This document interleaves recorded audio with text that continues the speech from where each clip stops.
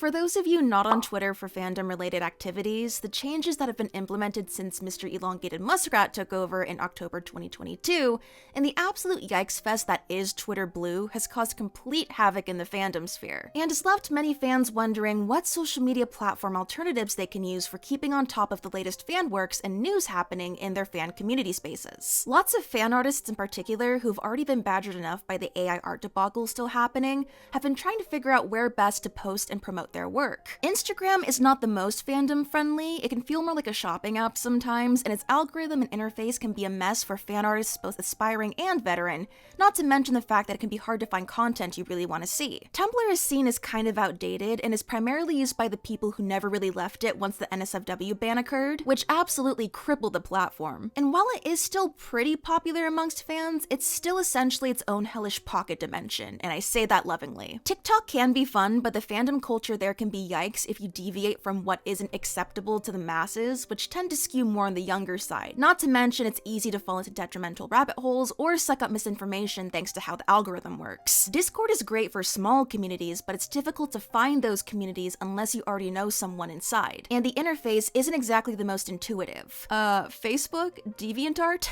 And YouTube, while fandom is alive and well here, is not really considered social media by many, and rather is just the place you go to get video. Now, obviously Twitter can be a complete and utter nightmare and toxic cesspool on a good day, but if you follow the right people and aren't shy about muting or blocking others who want to pick a fight, it was an overall solid option for those who wanted to dabble in all sorts of media on a single website. On Twitter, you're not limited to just text or just images or just video. You could post anything from fic snippets to fan art to edits to reposts of funny fandom-related clips. You could easily find your people after perusing through whatever content you connect with and just as easily avoid what you don't want to see. And if it floats your boat, you could get your fill of smutty fan content to your heart's content, which isn't possible on other platforms. Which is why, when Musk came in and the bed, lots of fans and fan creators were understandably pissed and were like, well, now where are we supposed to go? A few months ago, Musk held a poll for if he should step down as the CEO of Twitter or not, JK but not actually, of which the majority of votes said yes. So we'll be seeing what this new CEO does with the platform while Elon spends more time behind the scenes. Honestly, it just seems like he's trying to find a scapegoat to push the blame onto. What new changes are going to be put in place? Are old features going to come back? Is Twitter forever on the path to the dark side, or will it roughly go back to what it was? But let's go ahead and get into how Twitter changed for the worst on the fandom side of things. And you know, while we're on the topic of all these Twitter changes screwing over fandom, why not make a positive change in your life and screw yourself in the name of self-care? With Lilo, the sponsor of today's video. That was a good sponsor transition, you gotta admit it. So self-care can take many forms, mental or physical. Some people work out, some people surround themselves with nature, and some like to have a little personal time with themselves. For those who would like to explore this avenue of self-discovery and self-care but haven't had the chance or confidence to do so yet, or if you have and would like to try something new, the Lilo Sela Cruise is the way to go. It's perfectly designed to be both beautiful and non-intimidating. Take a sec to stop, breathe, and enjoy yourself. The Sela Cruise is made for beginners who want to get their feet wet, amongst other things. Specially tailored by Lilo, Cruise Control reserves 20% of Sela Cruise's full power during normal use, so that when Sela Cruise is pressed hard against the body and the motor begins to drop power, that extra 20% is unleashed so that there's no reduction of intensity. It's not a setting, it's completely automatic. I've really enjoyed adding the Sela Cruise to my collection. It's super unique, fun, easy to use, and adds a nice element of surprise, which I can really appreciate. Sexual wellness is not often talked about, and as someone who reads a lot of smut, I am more than happy to tackle the stigma around it. Dare to discover your body and check out Lilo Sela Cruise, as well as their huge catalog of other amazing products. Thank you so much, Lilo, for sponsoring this video. Let's get back into it.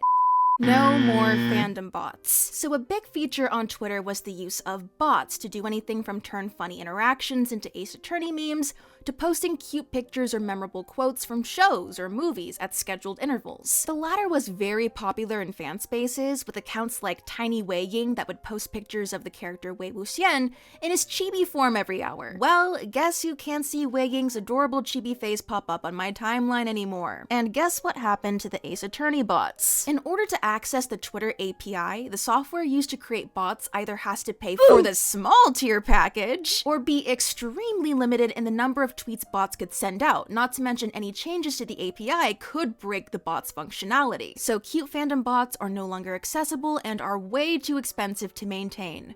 Cool. No more moments. Moments were a feature primarily used by fan artists and fanfic writers to organize thread fics and fan art into neat Instagram story-like compilations so that people could more easily access specific content and moments. Like, for example, a fan artist could put all their art from October 2021 into a single moment, or a fanfic author could put all their thread fics for this one ship into one moment, and then other fans could come in and see everything in one place rather than scrolling through a creator's profile indefinitely. Well, moments got obliterated. There is a new feature called Highlights where you can showcase some of your top tweets, but it's exclusively a Twitter Blue feature, so wah wah. No more polls. The ability to vote in polls is exclusively a Twitter Blue feature now. That means no more fun little polls about what character you'd like to smash, or voting on what should happen next in a Twitter fanfic. Unless you link over to a different site where the poll is posted, or pay Twitter $8 a month.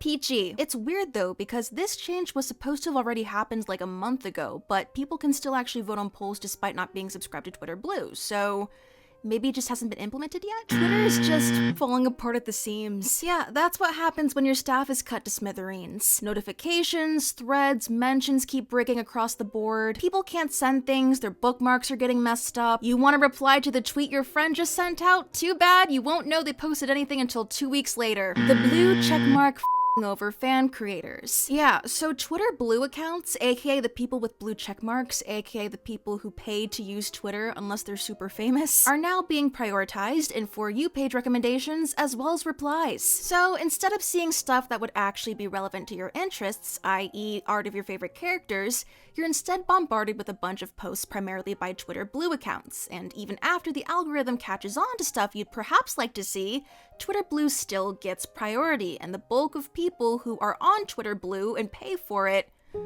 well, people go to Twitter to follow their favorite creators, fan artists, fanfic writers, edit makers. They want to read thread fics and key smash under ship posts or wail to their friends and mutuals about this or that and see funny memes. How are they supposed to do all that if all they're seeing are ads, sports clips, and randos complaining about?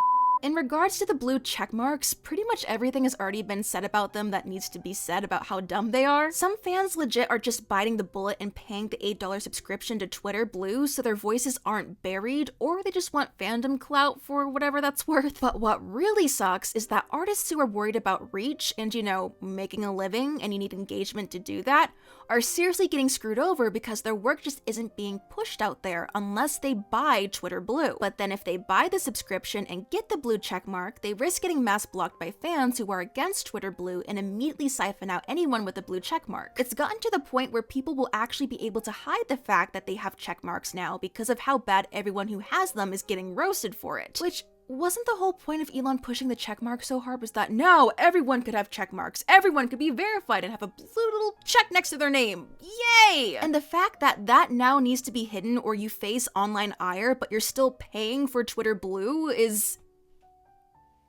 So I'm looking at all the features of Twitter Blue right now, and in addition to public ridicule, you also get the ability to edit your tweets, post longer tweets, which in my opinion is a bit silly because no one goes on Twitter to read like giant walls of text. Text formatting. You can now bold and italicize text in your tweets. Ooh. Bookmark folders. Bookmark folders let Twitter Blue subscribers group and organize bookmarked tweets.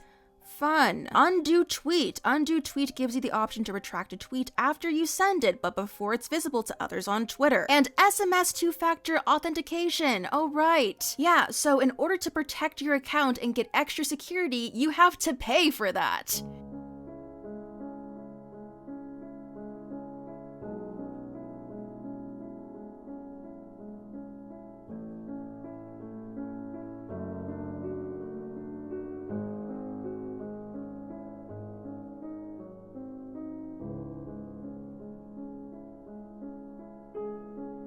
Now, I know a lot of these things may sound like minor annoyances to anyone who doesn't really use Twitter. I mean, what's the big deal? You could still post and see fan content at the very least. Why are people whining so much about this? But it's the fact that Twitter was working fine before. It certainly wasn't perfect, but it had features that people in fan spaces could gel with and use to better connect with their communities. And now suddenly it's like, uh-oh, you want to use the same site you've been using for years to interact with your friends and engage in fandom the way you want to? Pay $8 a month! By the way, it's still broken and we took away all the stuff you liked about it. Sorry! Like, really? And for those saying, pay the $8, it's just $8 a month, you can't afford $8 a month, my dude, I am not putting any of my money into billionaire elongated muskrat's sticky fingers. I am not putting a dime in his pocket after he wrecked one of my fandom brain rot hubs. I have principles, damn it. In all honesty though, I can survive just fine without the checkmark. I don't post a whole lot, I'm not big enough where I have to worry about impersonation accounts. I honestly just have Twitter for fan art and fanfic appreciating purposes, which is now being affected by all these stupid changes, so I'm not happy about that. But yeah, thanks for sticking around this little ramble.